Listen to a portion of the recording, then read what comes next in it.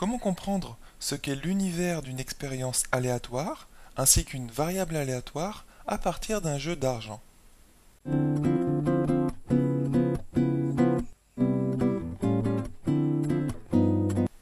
Bonjour, je suis Romain Carpentier, bienvenue sur Star en Maths TV.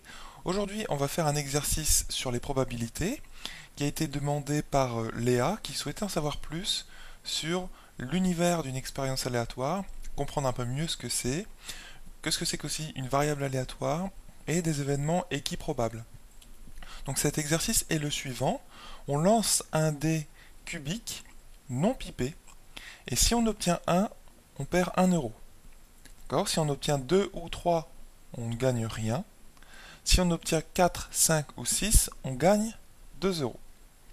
Ensuite, dans l'exercice, on note x, grand X, la variable aléatoire qui correspond au gain possible.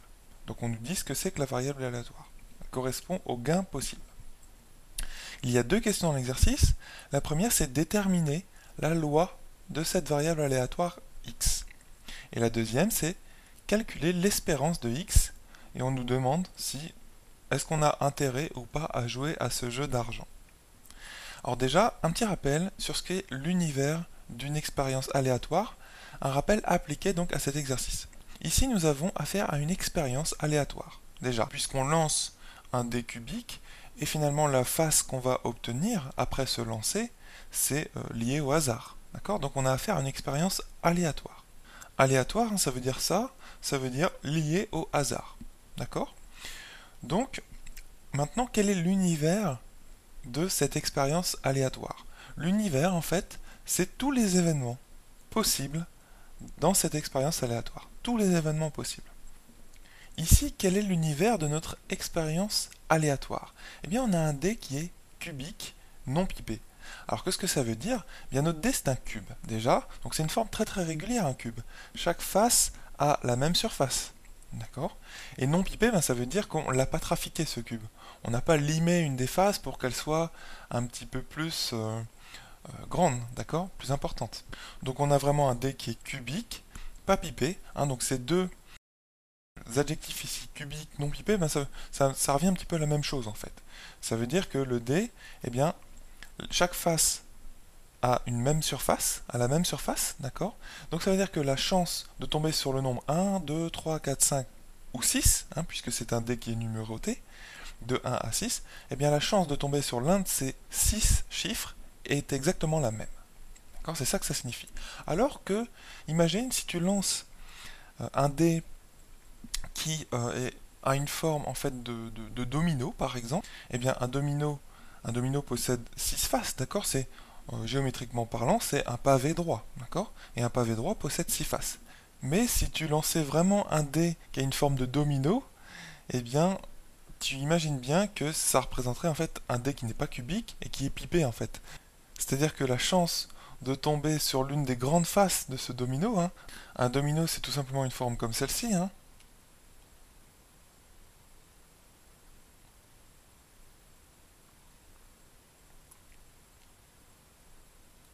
voilà. Donc imagine, tu lances un dé qui ressemble à ça, mais il y a une très très forte chance que tu tombes pas sur un numéro qui est par exemple sur celui-ci. Imagine numéroté comme ceci, 2, derrière 3, 4, 5 et en dessous 6. Eh bien, si en dessous on a 6, eh bien il y a une très très forte chance qu'en lançant un dé qui a une forme de domino comme celle-ci, eh bien tu tombes sur 5 ou 6. Et très très très peu de chances que tu tombes sur 1, 2, 3 ou 4, d'accord, qui sont sur les petites faces.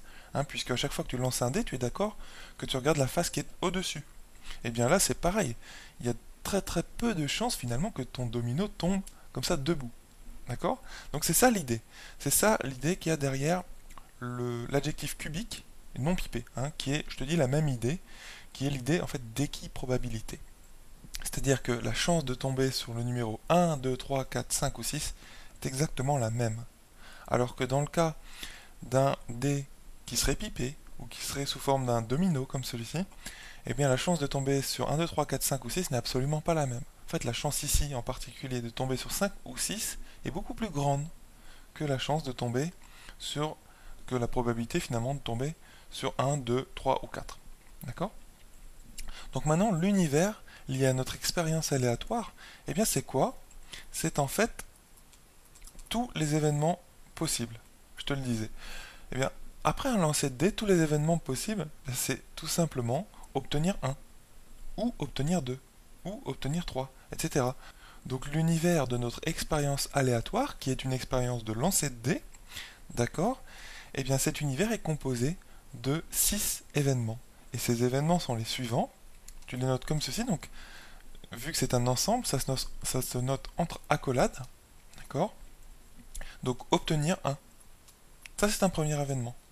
Obtenir le numéro 1. D'accord? Obtenir 2. Etc. Etc. jusqu'à 6. D'accord? 3, 4, 5 et 6. Voilà. Donc notre univers il est composé de 6 événements. C'est ça l'univers d'une expérience aléatoire. Après chaque événement, c'est-à-dire obtenir 1, obtenir 2, obtenir 3, jusqu'à obtenir 6, eh bien ces événements, vu que le dé est cubique, non pipé, eh bien je te le disais, ces événements sont équiprobables. Équi, ça veut dire égal, hein, ça vient de la racine en latin, donc équiprobable, ça veut dire égal, d'accord? Donc ça veut dire que les probabilités de tomber sur chaque événement, d'obtenir chaque numéro, est la même. Donc obtenir 1, il y a autant de chances d'obtenir 1 que d'obtenir 2, 3, 4 ou 5 ou 6. D'accord? Donc finalement, il y a autant de chances d'obtenir 1 que d'obtenir 5, par exemple. Il y a autant de chances d'obtenir 2 que d'obtenir 4. Ok?